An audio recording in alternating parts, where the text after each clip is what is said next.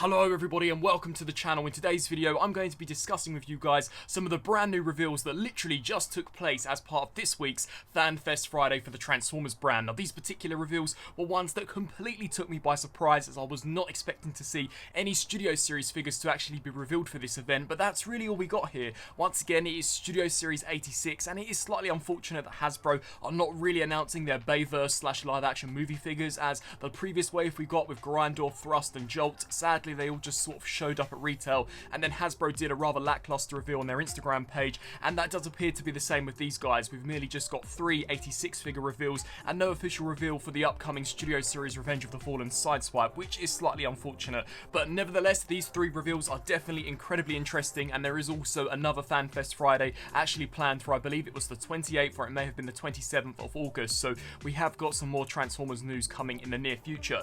Now 2 out of the 3 reveals are repaints and a slight retool, but the retool is actually really interesting and we've got a lot to talk about in regards to that particular figure. So we'll begin by starting off firstly with one of the most lackluster reveals, that being a Transformers Studio Series 1986 Voyager class sweep. Now we did get an in-packaged leak of this guy a few weeks back, so we pretty much knew what to expect. This guy is essentially just Scourge with a pair of inverted hands, so we've got the open hand on the opposite side and then the fist hand on the other side. There is a slight colour difference, honestly nothing that's really noticeable. I believe that his colour scheme is a little more vibrant when in comparison to the actual Scourge figure. I personally would have loved to have gotten perhaps a slightly different head sculpt, maybe if they could have just altered the moustache slightly, that would have been really interesting, but as it stands it is for the most part just basically a simple repaint, but that's essentially all the sweeps were in the 1986 movie, so I guess I can't really complain all that much where that's concerned. Then we got announced the next deluxe figure for the 86 line, and it will be that of a deluxe class Perceptor. Now this is definitely the highlight out of the reveals for me. I think this guy looks fantastic, and for those of you who stay tuned to the channel frequently, you guys know that Perceptor was actually on my list when I did a speculation video a few weeks back of one of the most anticipated figures to actually be released for this line, so I'm super happy to actually get this guy. This will be my first ever Perceptor to add to the collection, so super exciting stuff.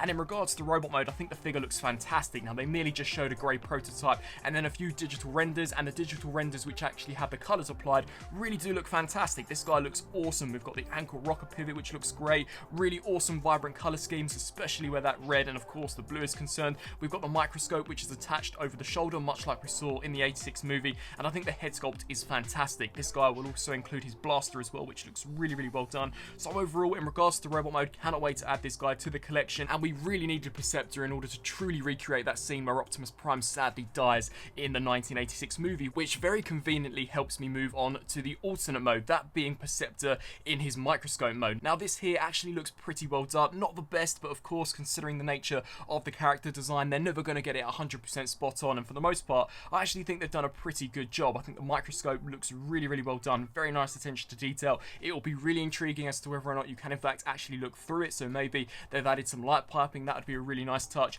And we've also got a third mode for this guy, which is almost a sort of hidden mode. This is supposed to be his tank, and this actually looks pretty cool as well. Of course it doesn't really resemble that much of a tank, we've merely just got the actual Microscope applied in the center, and then we've got 2 treads on the side, but it's a really nice fan mode that they've actually officially engineered into this guy, and I do believe this is one of the first ever triple changing deluxe figures to grace the Studio Series, so really exciting stuff with this guy. He looks awesome, great to finally get this in the collection, and as mentioned the sculpt as well as the paintwork all look terrific. And then we move on to one of the most unusual reveals, as to be honest I was for quite some time actually debating as to whether or not we were going to get this figure, and then of course there was a lot of speculation in regards to how he would actually turn out, and it was none other than that of the Transformers 1986 leader class Coronation Starscream. So of course this is King Starscream that we see very briefly in the 86 movie before he's vaporized into dust by Galvatron, and basically all they're using is the Earthrise Starscream mold. Now when they first actually showed this, I will be honest and say I was slightly let down, as upon first glance this does just appear to be a direct reuse of that figure, but then they began to talk through it, and to be honest with you I've actually warmed up to it. So this guy's going to include the crown, 2 shoulder pads as well as an articulated cape, and they did demonstrate the articulation that the cape shall have, and it was actually pretty decent. It was almost up to par with what we can come to expect with the new Masterpiece Starscream cape that will come packaged with, I believe it's Thundercracker and Skywarp, so that looked really interesting. Starscream himself in regards to mold changes will in fact actually have articulated fingers, which is super cool. I love it when they give Transformers articulated fingers. It's something that I hope to see become standard for future releases, so that is awesome. Sadly it doesn't appear as if though they've actually fixed Starscream not having a waist swivel, so so that is a slight letdown. But in regards to the actual Starscream figure, it is just basically that Voyager figure with additional accessories, and as mentioned, upon first glance I was like, how on earth can this justify the leader price point? And then they brought out Starscream's Throne. Now, I was not expecting them to include this at all, and I've got to be honest, this is really a major selling factor for me, as this looks really well done. I believe it's one of the first times that Hasbro have actually created a proper plastic set piece as seen in either the cartoon series or in the movie, so it does open up a lot of potential for what we can see in the future in regards to leader class. But this is awesome. I personally am really happy to actually get this, as not only can you use it for your Starscream, but you can use it for your Galvatron, you can use it for a whole host of other characters. This has been completely cast out of purple plastic. They also showed that on the back you can store the null rays, and I also believe the crown and cape can also store. And whilst on the topic of the cape, you can actually detach the individual segments and peg them onto other Transformers characters, so you could have it on the back of, say, Perceptor or a Voyager or a Deluxe class or even a leader class. So that is really exciting. And that pretty much wraps it up for Starscream in robot mode. Then we take a look at the jet mode, very similar to the actual Earthrise figure, pretty much no mold changes where the jet mode is concerned. They've merely just sort of tidied up the colour palette in order to better match how he appeared in the 86 movie. So we've got some of those grey panels on the actual top of the jet, but the rest of the colour scheme seemed pretty much the same as what we got with Earthrise, other than the fact that the fins are now completely blue instead of having any of the striping. And something else which was really worth noting is that in an effort to actually minimise the amount of plastic used on their package, this will be the first leader class mainline Studio Series figure, or I believe just Generation figure in general, to have a complete cardboard box. So there will be no window view display, which I know many collectors are not all too thrilled about, as of course you can't actually check for paint defects, plastic defects, whether or not the figure is in fact actually in the box, or if someone's done a figure swap. So that sadly is something that I believe we're just going to have to become accustomed to, and actually hope that we get a perfect figure inside the package. But with this, it allows them to show basically the entire artwork of King Starscream on the front of the box, and I will be honest and say it looks pretty fantastic. In regards